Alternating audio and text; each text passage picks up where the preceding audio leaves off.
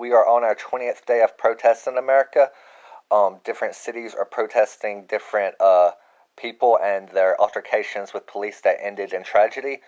Atlanta is reeling with the death of the shooting of a man that was passed out drunk in a drive-through, and the police came and he ran off and they shot him. They have a protest going on in New York City for black trans people, as they are statistically the most at-risk group in our entire country.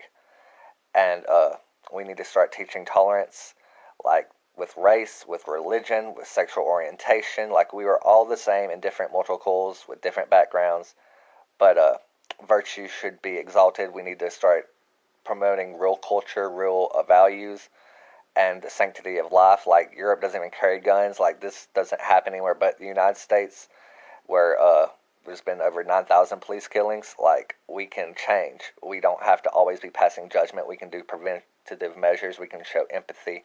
Like, we can actually empower our people.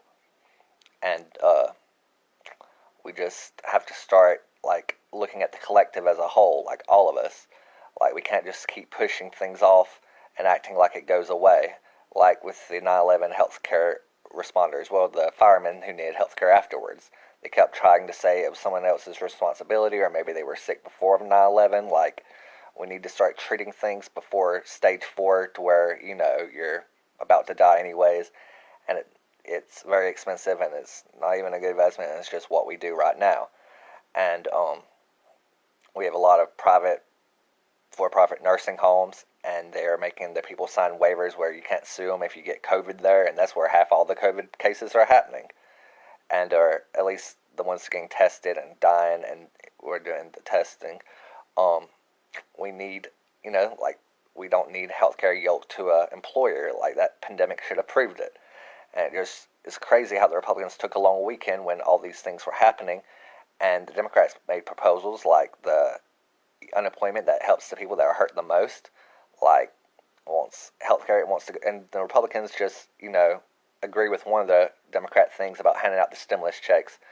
And again, that wasn't even the right time because everything was closed down, and it was people that weren't even hurt by the COVID thing. And what do they want? Like, the Republicans act like they're just for socialism as long as you, don't need the money. Like, if you weren't affected. Like, I was asked to help somebody find theirs, and then he started laughing on, oh, haha, Trump's signing that check, so that's why it's going to take me longer because he wants to own the liberals. Like, it's pathetic. Like, if it had been for a real reason, like, income verification or something, he would have been mad. But, if it's for hate, then who cares?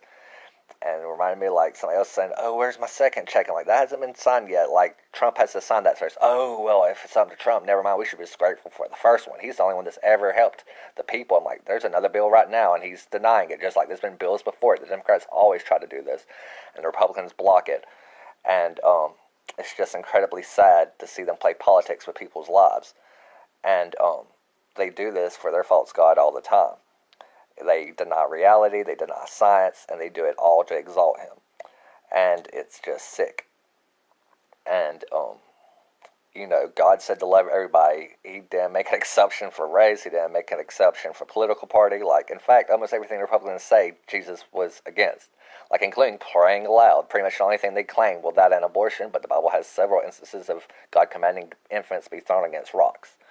But Jesus did say more than anything to heal the sick and feed the hungry, and turn the other cheek. But you won't see them say put that in the Pentagon. They're just, it's a cultural thing. It's not even religious. It's part of the problem. Like, when we were most religious, we had slaves, we genocide the Indians, and blah blah blah. Like, that's what we do. Like, religion isn't the cure all. Like, basically, it's been done to all white people wouldn't be Christians if they hadn't been threatened with beheaded. So, like, at least Protestants would be Catholics, and then same with the slaves and everything else. We do it through coercion, and then the second generation, actually may believe, but honestly, it's holding the dead loved ones mentally hostage. That's again the coercive part of Western religion. And if you notice, like, the Chinese are 2/3 of the world because they haven't murdered each other, deciding which form of Buddhism they would be. Like, that's just egocentric, like, to begin with. Like, we need to look at our ethno-egocentric things, look at our pride, and just start being critical thinkers, start being empathetic, and start looking at the true cost and not what America currently does, which is pretty much work the poor to death while the rich, like Trump, who aren't really worth anything, are protected. Like they are kept in a life of luxury, and a lot of people have to die for that, and he's not worth it.